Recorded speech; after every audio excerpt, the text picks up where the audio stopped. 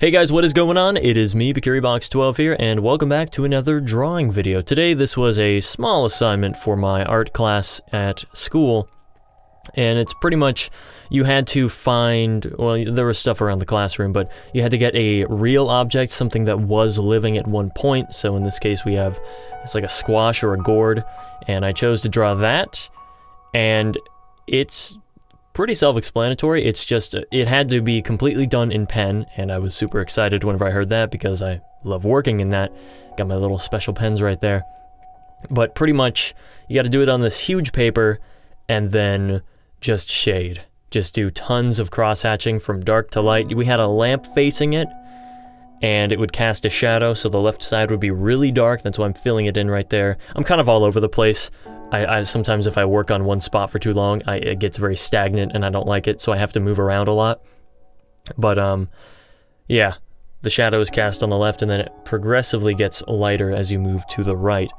And so that's really the drawing. You just keep on going over it over and over and over, making it darker, and then smooth out that transition, because you don't want to see the lines. Like you can see down there in the bottom left that it's kind of like a scribbly line. And that's what you try to smooth out and prevent, because it just doesn't look as realistic as it could. But this one was a lot of fun.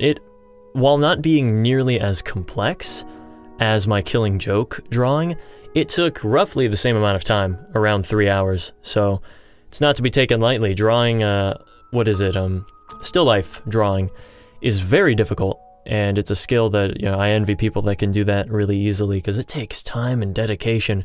You got to stare at that one piece of fruit all day and then just draw it and get every little detail. And the worst thing is that you can't look at a picture while you're doing it. That's kind of what I had to do here, because somebody took that same gourd home from school, so I didn't have anything to work with anymore. So I just kind of had to work from memory. So I took a picture of it. I actually, on the bottom right there, you can see my original sketch, because I had the same size paper, but I was going to fill it with like 2 things. So I drew the gourd a lot smaller, thinking that there was going to be something else on the paper. But then I realized I just kind of wanted to draw this, because nothing else was really clicking with me. There were some skulls of animals, but skulls are really hard to draw. They have all these little crevices and little nooks and crannies. And on top of that, the lighting was different because it was a different day. We didn't have the same lamps, so it didn't really mesh well on the paper.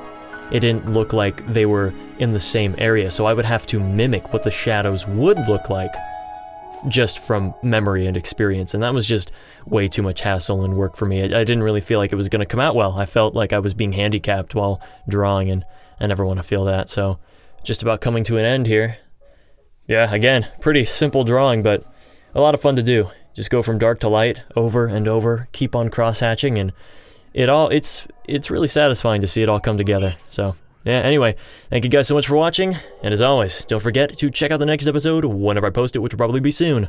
Alright, see ya.